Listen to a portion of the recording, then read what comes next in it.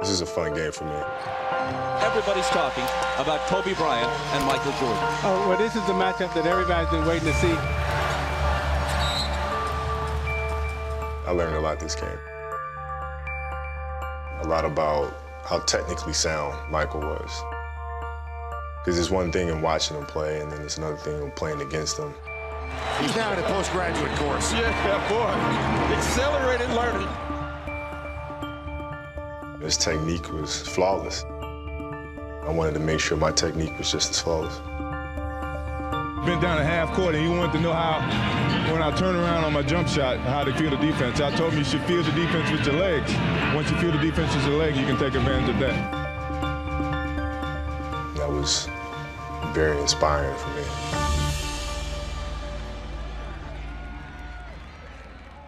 I remember talking to Michael about his motivation every night. And he used to say that maybe there was somebody in the stands that never had a chance to see me play for the first time. And I want to make sure that they go home and they see the best of me.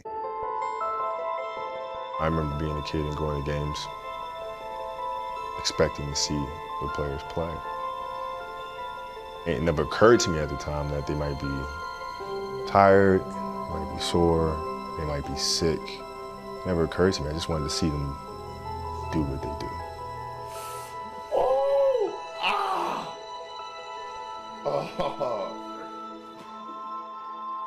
I think about that. Doesn't matter if I'm sick. It doesn't matter if I have a sprained ankle. The kid that's sitting in there might be the next me sitting up there, watching and trying to get inspiration from that. I need to go out there and play. Oh, that's great defense there by Kobe. We're talking about at 36 years old, 19th season in the league, going against the best player on the planet. Basketball never felt like work to me. And once I came to the NBA and I looked around, I saw other guys that weren't working as much as I was, then I started to understand that, you know, how I went about it is hard work. To me, it was just, I just love what I do, so I want to do it as much as possible. Passion. People have to be lucky to find passion in life. Yeah, you do. And if you're really lucky, you find that at an early age. I am a 17-year-old kid, but at the same time, you have to understand when to separate business from pleasure. I don't think you can mix the two, because if you mix the two, that's when you start to fall. You know, now it's time to go in there, and it's time to do some work. Wow, did you see the move by the kid? That's Kobe. You see the finish by the kid? On the West Coast, LA Showtime, doing our thing. Up high, down hard. Kobe Bryant. Oh! Back down.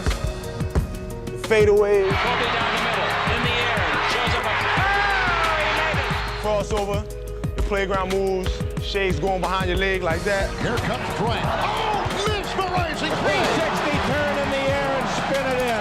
Magnificent.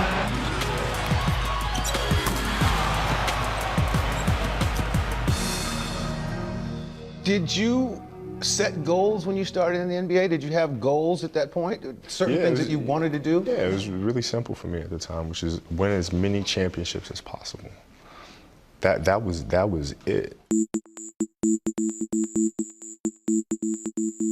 Growing up, I understood that to be the standard. Much Magic win 5. The Lakers are the world champions. I watched Michael win 6. Oh my God, that was beautiful. What a finish. People talk about your relationship with Michael Jordan. Let me straighten this out first. The time at the Forum, or wherever that was, Phil had Michael come to the game and sat at the table. You remember that? I read somewhere where it said that you didn't challenge him or he didn't challenge you. It didn't happen. It did happen, because I was sitting right there at the table, right at the table. So Phil asked Michael if he wasn't doing anything, just come by practice, maybe to want to play. Maybe we can find out what you got. Yeah. And then you said back, no, maybe I'll find out what you got. Right. And then he said back, well, you can't guard me. And then you said, you can't guard me. Right. How old were you? 21. You were 21 years old.